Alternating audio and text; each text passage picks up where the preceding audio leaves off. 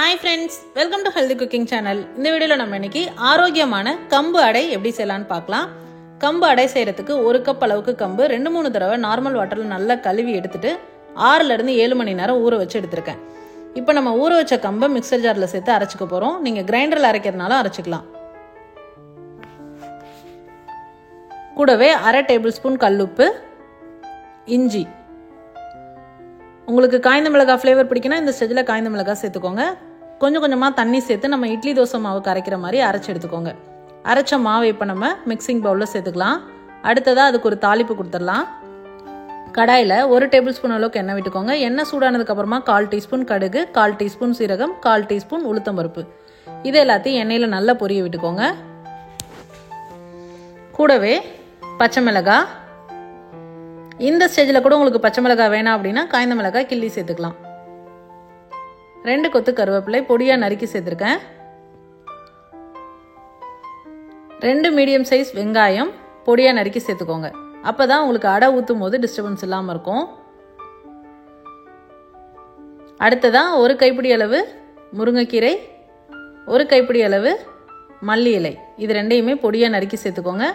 Stove off பண்ணிவிட்டு அதை கீரையை சேர்த்துட்டு நல்லா கலந்து விட்டுக்கோங்க. லாஸ்ட்டாக 1/4 டீஸ்பூன் அளவுக்கு பெருங்காய பொடி. இது மூணையுமே ஸ்டவ் ஆஃப் பண்ணிவிட்டு அந்த கடாயோட ஹீட்லேயே போதும், வெந்துடும். கலந்து விட்டுட்டு இப்போ நம்ம ஏற்கனவே ரெடி பண்ணி வச்சுருக்கக்கூடிய மாவில் அதை சேர்த்துக்கலாம். சேர்த்துட்டு நல்லா கலந்து விடுங்க. மாவு நம்ம அடை தோசைக்கு ஊற்றுற அளவுக்கு கூட நம்ம திக்காகவும் ஊற்றிக்கலாம். இல்லைனா நம்ம நார்மல் தோசை ஊற்றுற மாதிரி நல்லா நைஸாக மெல்லிஸாக ஊற்றணும் அப்படின்னா நல்லா தண்ணி கலந்தும் ஊற்றிக்கலாம். நான் இன்றைக்கி அடை தோசை ஊற்றுற அளவுக்கு தான் மாவு கரைச்சிருக்கேன். உங்களுக்கு மெலிசா வேணும்னா இன்னும் கொஞ்சம் தண்ணி சேர்த்து கரைச்சிக்கோங்க. மாவு ரெடி ஆயிடுச்சு. இப்போ நம்ம தோசைக்கல்ல ஊற்றி எடுத்துக்கலாம்.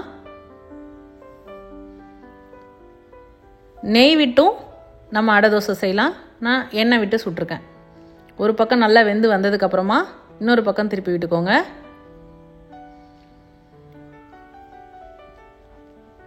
எப்பவும் அடை தோசை வேகிற அளவுக்கு தான் வேகும். சூப்பராக 2 பக்கமும் வெந்து வந்துடுச்சு. கமகமான வாசனையோட ஆரோக்கியமான கம்பு அடை எப்படி செய்யலான்னு பார்த்தோம் இந்த வீடியோவில். கம்பு அடைக்கு பர்ஃபெக்டான சைட் டிஷ்னு பார்த்தீங்கன்னா கார சட்னி, தக்காளி சட்னி, புளி சேர்த்து அரைக்கிற எல்லா சட்னியும் அட்டகாசமாக இருக்கும். தேங்காய் சட்னியும் நல்லாயிருக்கும். இட்லி தோசைக்கு மாவு இல்லாத சமயத்தில் இந்த மாதிரி ஹெல்தியான பிரேக்ஃபாஸ்ட் செஞ்சு பார்த்துட்டு உங்களோட கமெண்ட் மறக்காமல் சொல்லுங்கள் ஃப்ரெண்ட்ஸ். இது போன்ற ஹெல்தி ரெசிபிஸ்க்கு மறக்காமல் ஹெல்தி குக்கிங் சேனலை சப்ஸ்கிரைப் பண்ணுங்கள். இந்த வீடியோ உங்களுக்கு பிடிச்சிருந்தா லைக் பண்ணுங்கள், ஷேர் பண்ணுங்கள், கமெண்ட் பண்ணுங்கள். தேங்க்ஸ் ஃபார் வாட்சிங்.